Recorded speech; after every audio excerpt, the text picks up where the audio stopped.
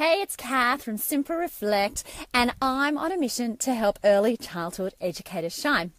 Now, we are back with another episode of Shine as an Educator, the live podcast, and I think today is number 88, I'm pretty sure. So I have a fabulous critical reflection question for you. This week, we had a great question that was asked in the hashtag Educators Can. And Educators Can is a live stream that Nikki Leonti and I do on a Wednesday night at 7:30. And we talk about all things family daycare.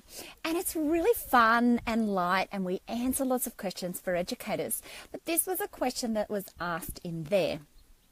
And I followed it up with a great discussion in the mastermind group, and we spoke about this question.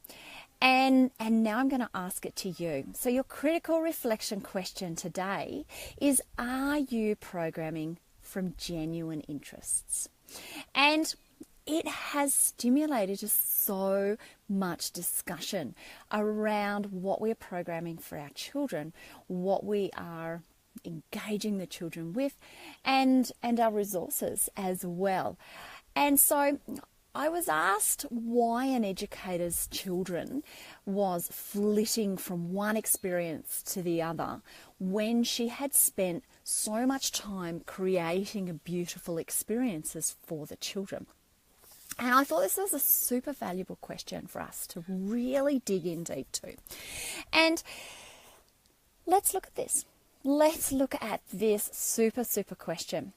If your children are not engaging in the experiences that you are putting out for them, that you are planning for them, that you spend a lot of time actually making and creating and facilitating for them, then there's generally a few things going on.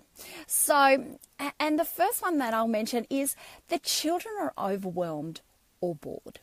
And in episode 29, and I will put the link in here, we spoke about managing our resources and recognizing the effects and how our setup and our resources that we offer to the children and the way that we program actually affects the children. So I will put the link in the bottom for that for you. So our environment can have a huge effect on the children, whether they be overwhelmed or bored. The second thing I want to talk about is if you aren't offering the children age appropriate experiences, and we haven't spoken a lot about this on the podcast, but age appropriate experiences are super important. And it's probably something that I will speak more on as we go through this podcast, but we have covered it also in the mastermind. So it's something that has had a lot of discussion around it with educators. And there's lots of other reasons. There's such as, the child isn't actually understanding how to play with something that you are offering.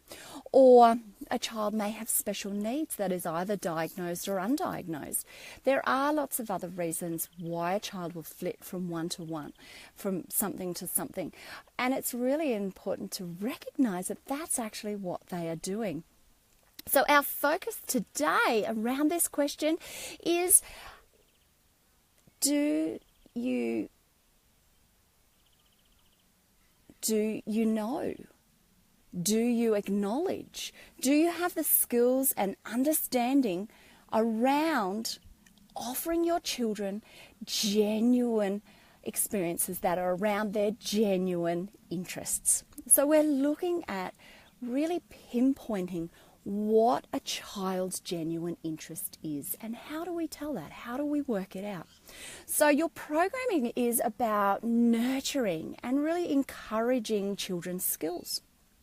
It's about when we truly are offering a play-based program that is EYLF focused, that is child interest and child led.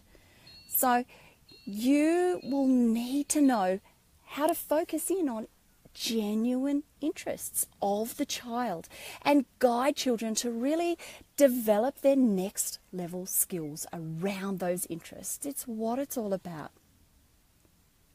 So your challenge, take time to look at each of the children in your care. So what specific experiences did you program for each of your children this week? And did you have children that flit from one experience to the other? Did you have some children, and this can of course be their personality a little bit, but recognize that as well. Did you have children that flitted from one experience to the other? And look at your program moving forward and look at whether you are planning experiences that won't overwhelm or bore your children. Experiences that are age appropriate. Experiences that are really based on real and genuine interests. So make sure they're not from just a fleeting conversation or something a child mentioned off the cuff. Make sure your experiences aren't from a borrowed interest, from another, sorry, my puppy's just climbed on my knee. From a borrowed interest from another child. You know, when we have children that go and sit with another child to watch or to be friendly or to have that company, that what the first child is playing with, yes, can be the interest, but what the second child comes along to do isn't necessarily that. And we wouldn't go and base a whole program on a child coming over to chat to another child. And then is the experiences that we're offering day to day, week to week in our program age appropriate? So can you see that we can get into a bit of a slippery downward spiral if we are not basing our program and if we're not really looking into what isn't quite right? So my top tip today is take time to make sure that your program is on point. And if it's not, what do you need to do to get it back on track? And this is what our critical reflecting is all about. It's about looking at different ways of what we do in our care setting around everything. And I really wanted today to pull it back and really say, okay, look at your program. Is it age appropriate? Is it based on real, genuine interests of the children and how you can build skills with that interest? So are you connecting with each of your children? Really important question. So knowing children's genuine interests need to be a cornerstone of your program. It really does. If we step into your environment, what you have put out for the children with the experiences this week, can I see what the children are actually interested in and what skills you are trying to build from those interests? So because we want to support children in their growth, and we want to see children succeed and achieving, and we want to know that they will enjoy their days with us. We really do. We don't want overwhelmed, miserable, cranky children. We really want happy, fun, joyous children that want to have the confidence to explore and engage in the experiences that we're making and putting out for them. So it's super rewarding feeling. It's a super rewarding feeling as an educator to have children that are in our care and are succeeding and achieving in these ways every day. So that's what I really want for you as an educator. And I think this question really helps you dig into whether you're doing enough with your program. Are you focusing on the interests of the children to build the skills that they need? So I would love to know if this is helpful to you. Does it give you some aha moments, and does it give you some things to reflect on this week? So that is what I had for you today. I'd love to know what you think, so be sure to connect.